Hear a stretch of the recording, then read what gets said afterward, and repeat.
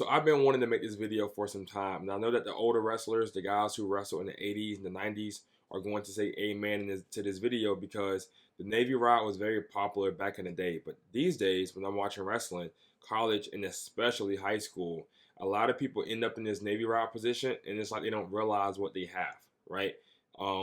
They just let it go. They just take their arm out and just start working top purposely. Like it's not even like the bottom guy is forcing them to get rid of it.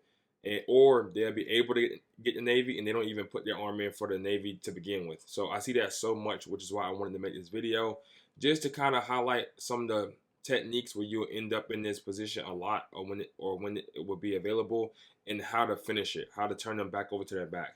So the two main techniques where you'll end up, where the Navy rod will open up a lot, is when you do some type of inside dump, fireman's dump, and the opponent tries to roll the other way, roll through, or any type of cutback finish to head and side single. These are two positions where you would end up in the Navy rod a lot. And we will see a few examples of guys using the Navy rod to get back points. Also here, you see Carter Starachi versus Mikhail Lewis, two NCAA champions. And Carter Starachi uses the Navy rod to get a mat return. And we're going to see an example of another national champion going up against an All-American and actually getting a pin from that position. He used it to return him down to the mat, but Mikhail Lewis started like going out.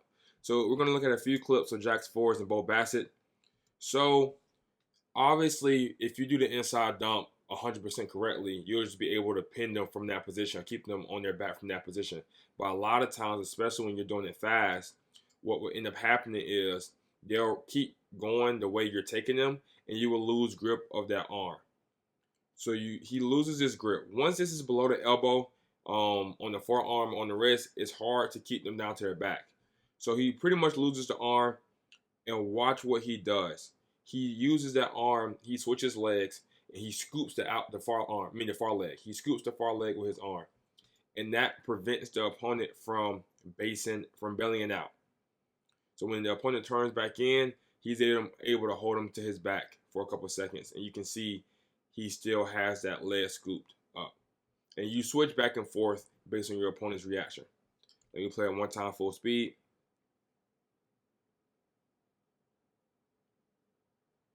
You will end up in this position a lot from any type of inside dump, fireman's carry type of technique. Again, Jax Forrest. He's going to go rear attack dump. I'm gonna let it play through and then go back. But he's able to squeak out two back points from this clip, from this position. Notice what happens. So he goes inside dump. Perfect world, you want to stay above the elbow. But he's already below the elbow. Starting off, he's already below the elbow, right? So he's not going to be able to hold his opponent, stop his opponent from bellying out. But in the Navy rod, think of it like an arm Turk, right? Almost no one would get a split leg Turk and just let it go. It's the same thing. It prevents the opponent from being able to get their hips down to the mat. Get like their pelvis down, like facing down towards the mat. See right here? Has his grip. He pulls that leg in.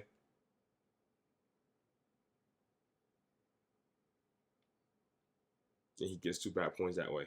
Next, going to have Bo Bassett. Again, he does the move.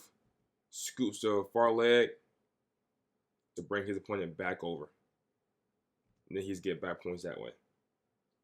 Next, we're going to look at a few finishes from the cutback, because I really like the cutback. I have multiple videos where the cutback is a bit focused, and I think it's a great finish, especially when you're extending underneath.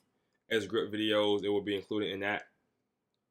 And right here, you can see his opponent is starting to turn the other way, because why not just go with the momentum? And the offensive wrestler already has a Navy rod. And he uses it to get his leg in and get the common split leg Turk. So it's also a great, even if you don't finish with the Navy, you can use the Navy because you already have the leg split to get into a position that you may be more familiar with and comfortable with. So he gets a full set of 4 back points from there. Next clip, same thing. Offensive wrestler does cutback finish. And now you can see upper body, no control upper body, right? Because, it's a leg attack. So how would you have any type of control above the waist? So his opponent, chest-wise, chest down. But he's not able to fully belly down because his legs are split. So he uses the Navy rod to get his leg inside, and then he gets the split leg Turk. And he eventually gets a full set of back points from this position as well as a pin. So you can see the 4 count right here. But eventually he's going to work for the pin. And look at how long it took. It took a long time. He stayed with this position. He knew he could get a pin from it, which is great. Next, the throw by. The underhook throw by, one of my favorite techniques. You can get a Navy rod from this position depending on how you finish. So right here, he goes to the other leg as they're falling down. He keeps the Navy. The opponent is trying to belly down. It's just not possible with the legs split like that way. And then he gets some type of modified cradle. And Don Baker from Campbell was an NCAA qualifier last year. So this isn't like some random wrestler. He's a pretty good guy. He qualified for the NCAA tournament. Next, we're gonna have Caleb Hinson versus Jaden Abbas, national champion versus All-American. He's gonna use the same mat return from the Navy rod mat return that Starachi used. Now his head is underneath. Starachi's head was top of the back, so it has some variation, which is great. So, I mean, Abbas really isn't able to move from this position. He's trying to belly down, but you just can't, right? This leg is blocked. So eventually, notice how Hinson is able to turn Abbas back around and finish with the pin. This next clip is one of my favorite clips. You have Zumashbek Ulu versus Nashon Garrett. He does this nasty head and arm. That guy's so good upper body. And Nashon Garrett is going to try to turn away. But notice the legs are split. Notice how he's sitting. So Ulu is going to get the Navy, turn him back, and then he's just so patient with it. He is so patient with it. I would be shocked if I saw an American wrestler who would have taken advantage of this position, right?